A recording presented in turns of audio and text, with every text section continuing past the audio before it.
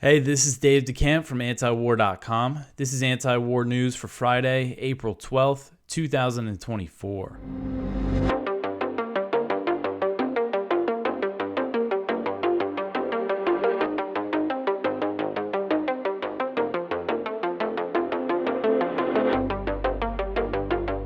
All right, the first story at the top of antiwar.com today, the U.S. says that famine is happening in North Gaza.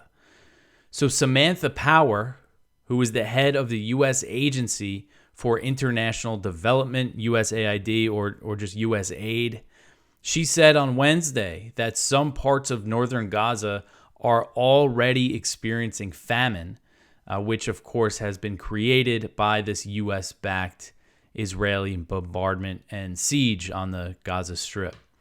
So Power made these comments in a House Foreign Affairs Committee hearing when asked about a cable sent by USAID to other U.S. government agencies that said famine was already likely taking place in parts of northern Gaza, and the cable also called the spread of hunger and disease unprecedented in modern history. And again, this is a U.S. government agency that is saying this. And Power said that the cable was based on a report from the Integrated Food Security Phase Classification, and she told lawmakers that the assessment was credible. And she was asked if that meant famine was already occurring in northern Gaza, and she replied yes. She said, quote, "Food has not flowed in sufficient quantities to avoid this imminent famine in the south, and these conditions that are already giving rise already to child deaths in the north," end quote. So this I thought was a big deal. This happened on Wednesday. I missed it that day, but I thought this was a big deal because here you have a top U.S. government official saying, yeah, famine is already taking place in some parts of Gaza, yet the U.S. is continuing to support the military that is causing it. And Power, there's a lot to be said about her. She's she was in the Obama administration, and she, along with Hillary Clinton, really pushed for the intervention in Libya, which was a total disaster. She fancies herself as an expert on genocide, yet she's part of a government that is aiding and abetting this slaughter and starvation of Palestinian civilians and children in the Gaza Strip. So there's a lot we could say about her, but just the fact that here we have the head of a major, U.S. government agency saying this, it just really shows how shameful all of this is. And President Biden has refused to even call for a ceasefire. He walked back those comments that sounded like he was calling for one without any sort of hostage deal. So that's not happening. And last week, Israel said that it would take steps to increase the flow of aid into Gaza, including the opening of the Erez border crossing into northern Gaza and allowing shipments to come through Israel's port of Ashdod. But neither commitment has been implemented. There was another report from the New York Times on Thursday that says the border crossing still hasn't been open. And it also said that the UN is disputing Israel's numbers of aid trucks that are entering Gaza. So famine is happening. The U.S. is enabling and supporting it. And this somehow continues. So Gaza's health ministry put out numbers on Thursday. They said the latest death toll is 33,545 Palestinians. And that includes over 14,000 children. Doesn't account for the people who are missing and under the rubble. And experts believe that if conditions don't change, the death toll will reach 100,000 by August as a result of, a combination of military action, starvation, and disease. So just a horrific situation. All right, the next one here, how the massacre at Al-Shifa hospital happened. So this article is from Mondo Weiss, from one of their correspondents in Gaza. And they speak with some eyewitnesses, some people that were at the Al-Shifa hospital when Israel raided it this most recent time. And it's really a pretty horrific account. So what's interesting here is that one of the people that they talked to, and I believe they spoke with several people, said that there was hundreds of Hamas and Palestinian Islamic Jihad affiliated employees in the hospital It says none of them were military operators, that they were workers in Gaza's government's civil branch, including the police force, which we know Israel's been targeting the police, who were in charge of security for the aid shipments, but Israel has really targeted them. So apparently the reason that they were there, they gathered to receive their governmental salaries at Al-Shifa, given that it was one of the few remaining places that was supposed to be relatively safe from the fighting. So this is what apparently they're saying Israel had intelligence on this gathering, and that they received it from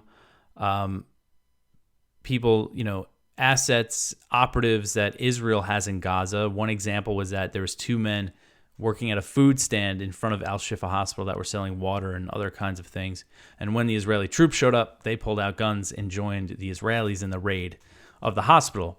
So anyway, that was the pretext for the Israeli siege, and they get into the details of it here. And basically, they rounded people up and put them in different groups. And one group was suspected Palestinian Islamic Jihad or Hamas members, and they executed them, according to these eyewitness accounts. And there was another group of displaced people who they said, you have to leave, who told them, to leave the hospital, and the ones that refused to were killed, and that included medical staff and some doctors. Remember, there was reports of doctors being found in these piles of corpses that were left behind, and they were executing people, bulldozing them, into the earth. And I think it was something like a 15-day siege. So it's a really horrific account of what happened there. And it said there was drones circling the hospital the whole time that were saying, "Come out, you animals." That was the message that they were broadcasting. So, I think if you want to get, more of a sense of it, go read this report. I think it's really important. And this is something that's barely gotten any attention. I mean, it was overshadowed by the killing of those aid workers. You see these pictures of this hospital completely destroyed. And this article concludes with what I think is a correct assessment, that this actually was very successful, a very successful raid from Israel's perspective, because clearly their goal is to make Gaza uninhabitable and to destroy their medical facilities. That's what this ended in, and that's clear because they've attacked every hospital across Gaza and just left Al-Shifa, which I believe was the largest hospital in Gaza, completely in ruins. So it's at Mondo Weiss. Definitely go check it out if you want to read the whole thing. All right, so the next one here, over 13,000 are missing in unmarked graves across Gaza. This article is from The Cradle, and it says over 13,000 Palestinians have gone missing since the start of Israel's war on the Gaza Strip, the Euro-Mediterranean Human Rights Monitor said in a report released on April 11th. This includes Palestinians trapped under the rubble of buildings destroyed by airstrikes, as well as those who have been forcibly disappeared and detained or left buried in unmarked mass graves. Because that's another thing. The Al-Shifa massacre story was saying that they were burying the people right after they killed them. And I know in one case we saw there was a video of 2 Palestinians on the beach with their hands up, or one of them had a white flag, and they got killed by Israeli troops. And then they just brought out the bulldozer and buried them. So that's another thing, besides just the people that could be under the rubble. Anybody that's buried before going to a hospital or a morgue likely is not counted in the death toll. So again, the 13,000 also includes people that they've rounded up and detained if their family wasn't aware that they were taken, I guess. But this just goes to show how the death toll that we see is probably a pretty low count. So in this report, Euromed Monitor said, quote, "The estimate is based on the volume of initial reports of missing persons. It is difficult to estimate the true numbers of missing persons at this stage, given the continuing Israeli military attacks and the siege of many areas in which the Israeli army carries out its operations," end quote. And then this story mentions that Israel, they withdrew a significant bulk of their forces from the Gaza Strip, from southern Gaza, and they left a limited number of forces to maintain control of the Netzarim corridor, and that's that road that they're building. This is the area that separates the north from the rest of Gaza, and Israel wants to control that indefinitely. as part of their, long-term military occupation. All right, so the next one here, Benny Gantz says that middle schoolers will one day fight in Gaza.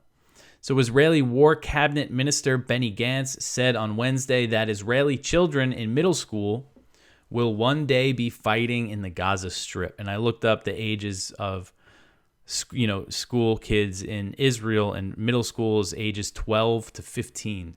So he's saying one day they're going to be fighting in Gaza. He said, quote, "The war with Hamas will take time. Youth in middle school will one day fight in the Gaza Strip, as in Judea and Samaria and against Lebanon," end quote. And Judea and Samaria is the biblical name for the West Bank. So while predicting that Israel's brutal campaign in Gaza will last for years and years to come, Gantz also claimed that Israel was beating Hamas. He said, quote, "But the truth must be clear and the head must be high for our achievements. Military-wise, Hamas is defeated. Its fighters are eliminated or in hiding. Its abilities are cut off, and we will continue to hit whatever's left. Victory will come step by step. We are on our way to it, and we won't stop," end quote. So Gantz also vowed that Israel will invade the southern Gaza city of Rafah. He said, quote, "We will go into Rafah, we will return to Khan Yunis, and we will operate in Gaza. Anywhere there will be terror targets, the IDF will be there. Our freedom of operation in Gaza will remain, be preserved, and be used," end quote. So Gantz, some people consider him, sort of the moderate opposition to Netanyahu. He's the leader of the National Unity Party, and he is a member of the War Cabinet now, but he is a political rival of Netanyahu. And last month, if you remember, he was the one who went to the U.S. on a trip that was not approved by Netanyahu. So you kind of almost see this collusion between Gantz and U.S. officials who have been critical of Netanyahu but are, very pro-Israel.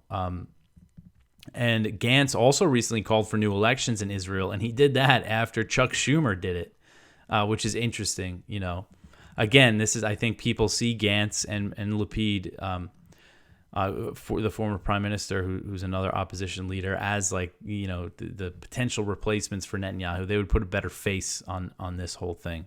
But you see him making comments like this. I mean, he's saying in 3, 4, 5, 6 years, they're still going to be fighting in Gaza. I mean,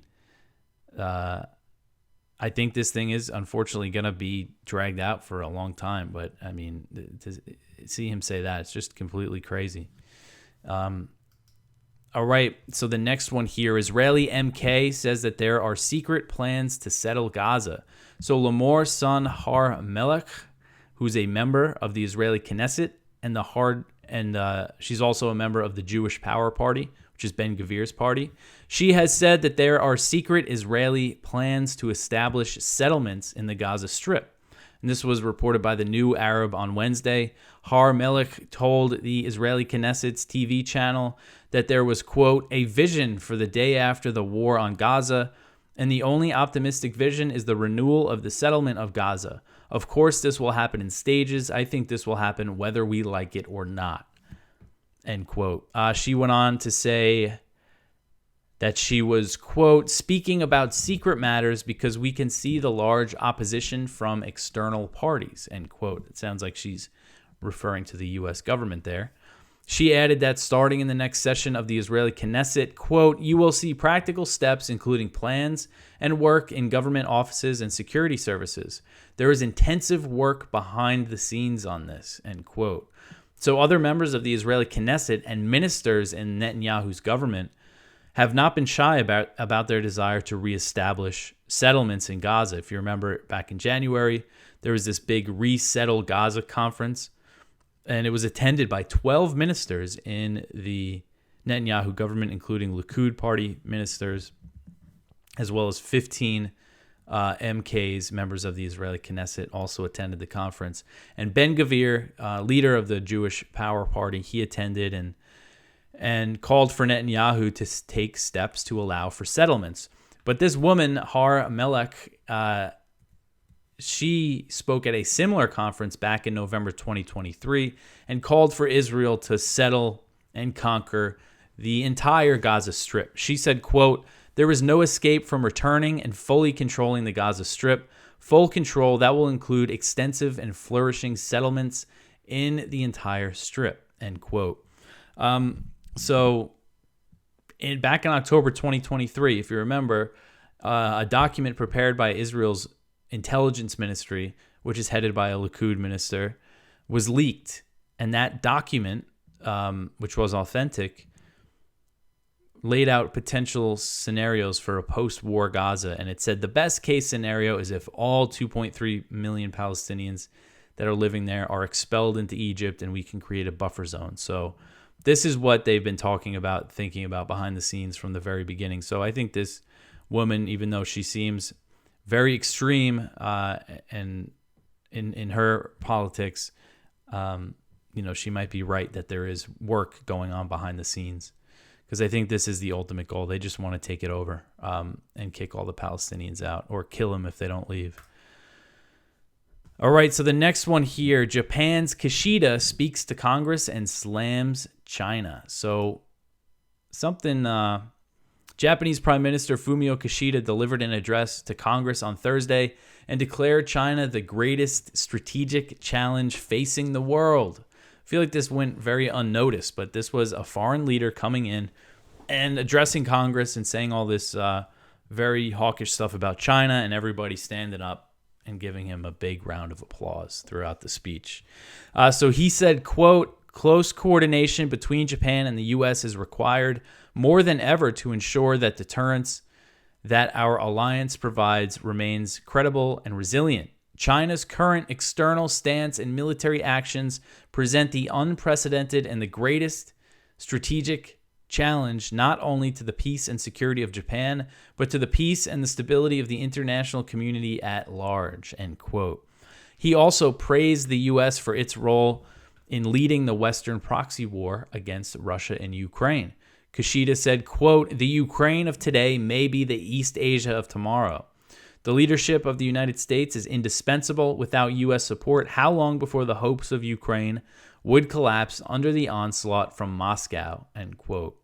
Without U.S. support, how quickly would it have Zelensky signed a peace deal? So that was, he didn't say that, obviously. That was me. But a day earlier, so this was on Thursday that he addressed Congress. The day before, Biden hosted Kishida in this big dinner at the White House. And the two leaders announced new steps to bolster the U.S.-Japan alliance, including an upgrade to military command and control structures to facilitate more military cooperation. They said in a joint statement, quote, we announce our intention to bilaterally upgrade our respective command and control frameworks to enable seamless integration of operations and capabilities and allow for greater interoperability and planning between U.S. and Japanese forces in peacetime and during contingencies, end quote. They also announced plans to increase joint weapons production and the potential inclusion of Japan in the AUKUS military pact. That's that military alliance that was formed between the U.S., Australia, and the U.K., started in 2021. It's focused on technology sharing. They're going to sell Australia some nuclear-powered submarines, and eventually Australia is going to be able to make their own. It's going to take decades and decades and cost like hundreds of billions of dollars. It's completely insane. If I was Australian, I would not be happy about that. But Japan, I mean, there's a lot going on here. I've been kind of neglecting the Asia-China stuff, but Japan, this is big stuff that's happening here. And Japan, of course, is a huge part of the U.S.'s plans and preparations, for this new Cold War with China and for a future hot war, because that's what they're preparing for. Japan hosts over 50,000 U.S. troops. It's the largest foreign U.S. military presence in the world. And, there's a reason that they keep that many troops there. And the U.S. is also encouraging Japan to build up its own military, and Kishida is doing that. And this breaks from Japan's post-World War II constitution that renounces war and says armed forces with war potential should never be maintained. Kishida has announced several steps to really strengthen the Japanese military, including raising the military budget by 56%. So a big part of this, what the U.S. is doing in Asia, is they want to basically make an Asian NATO. and build these alliances. And then another thing that happened on Thursday was the first trilateral summit between the U.S., Japan, and the Philippines. So Biden hosted Kishida and Philippine President Ferdinand Marcos Jr. for the first ever trilateral leaders summit between the three countries. And they announced, this happened, they put out their statement kind of late. So this article is from the South China Morning Post. And they announced several security, economic, and diplomatic initiatives. I really just read through the military things that they pledged. They basically pledged, they said last year we did our first joint military exercises. Just recently, the three of them, the Japan, the Philippines, and the U.S. did joint drills with Australia in the South China Sea. Now, there was a report a few weeks ago that said they were going to announce joint patrols, which are a little different than military exercises. Patrols means they're going to just kind of sailing around. Said that they were going to announce joint patrols in the South China Sea. They didn't mention the South China Sea explicitly, but they said that the U.S., Philippine, and Japanese Coast Guard are going to start doing trilateral patrols in the Indo-Pacific region. I'm guessing that that's going to be in the South China Sea. And yes, the U.S. Coast Guard patrols the South China Sea. It's pretty far from the American coast. So tensions in the South China Sea are still very high. And, this is very symbolic almost more than anything. Obviously, the concrete stuff, if they do start really doing a lot more drills together. But it's kind of, this is all aimed at China. This is explicitly like an anti-China little alliance that they're trying to form here. Biden did a similar summit with the leaders of South Korea and Japan recently. He's trying to mend their ties and get them to cooperate more. And he wants Australia to, and they're increasing ties with Japan and the Philippines as well. It's all about alliance building. And the next one here, a bipartisan bill would give the Philippines $2.5 billion in military aid.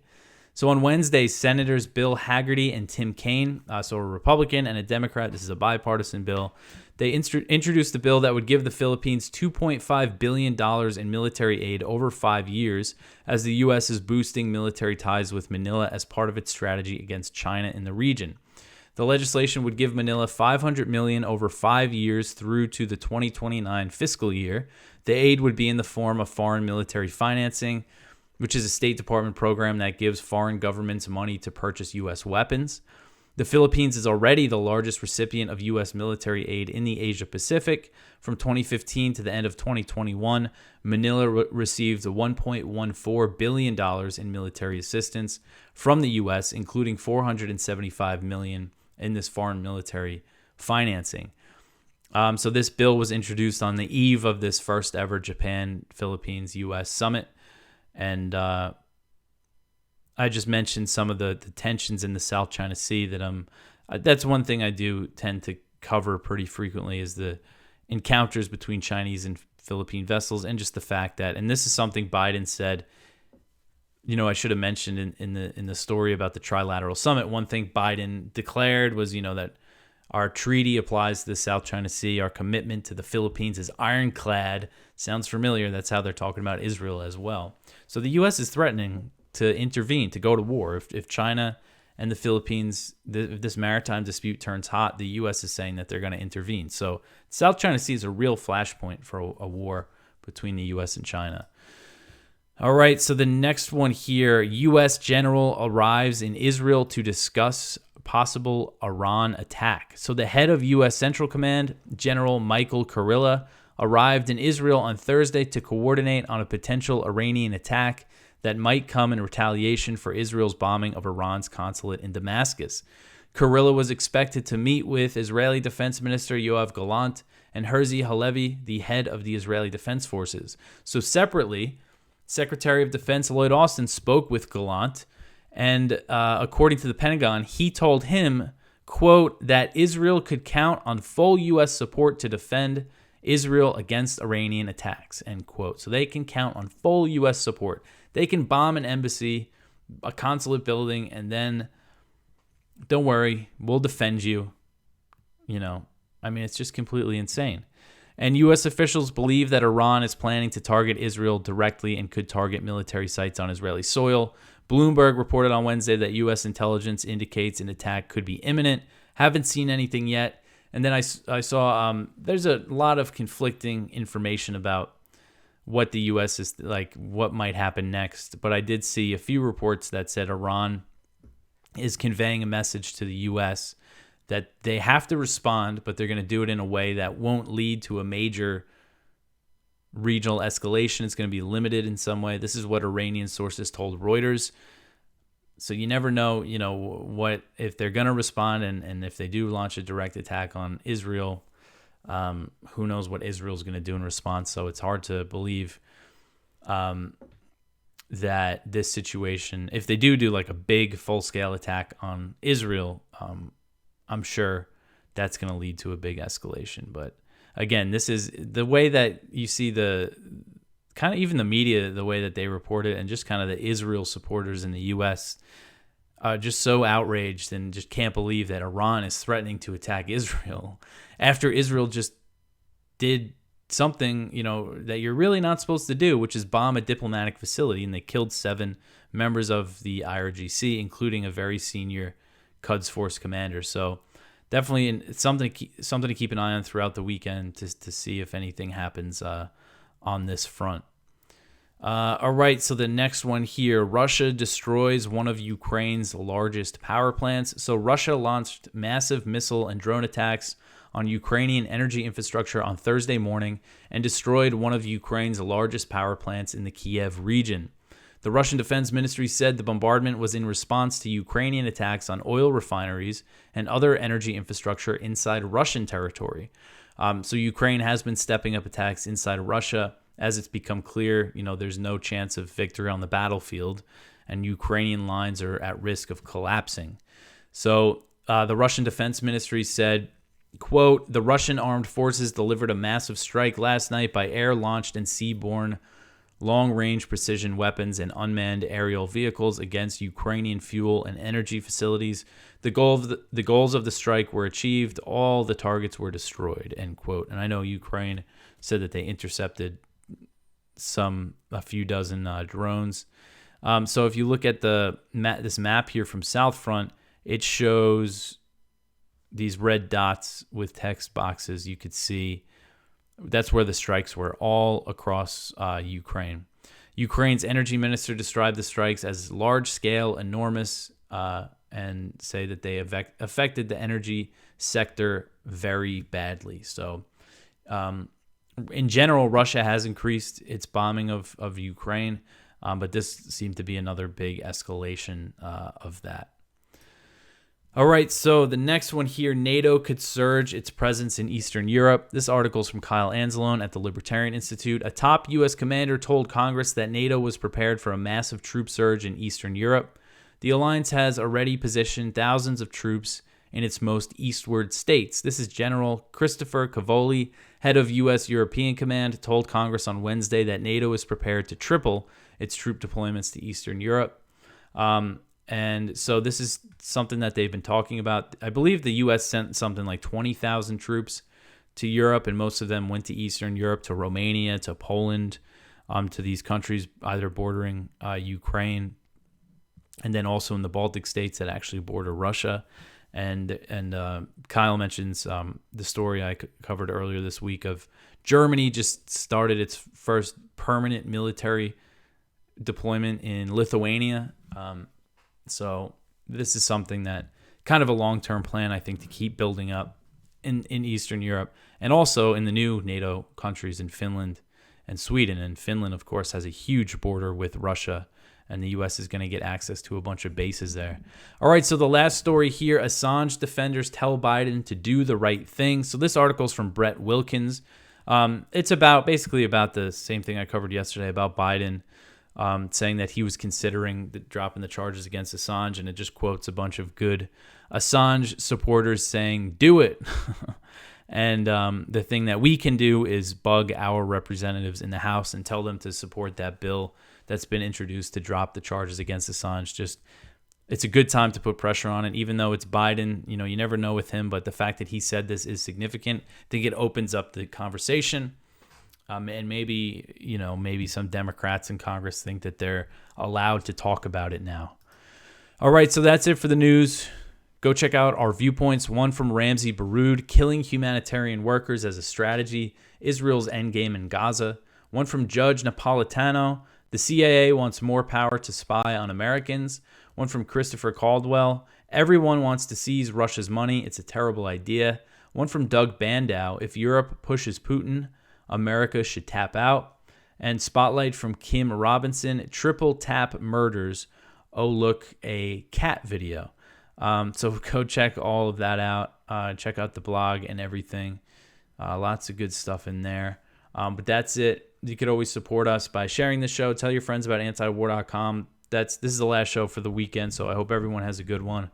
Follow us on Instagram, on X, all that stuff. Comment, leave reviews, like our stuff.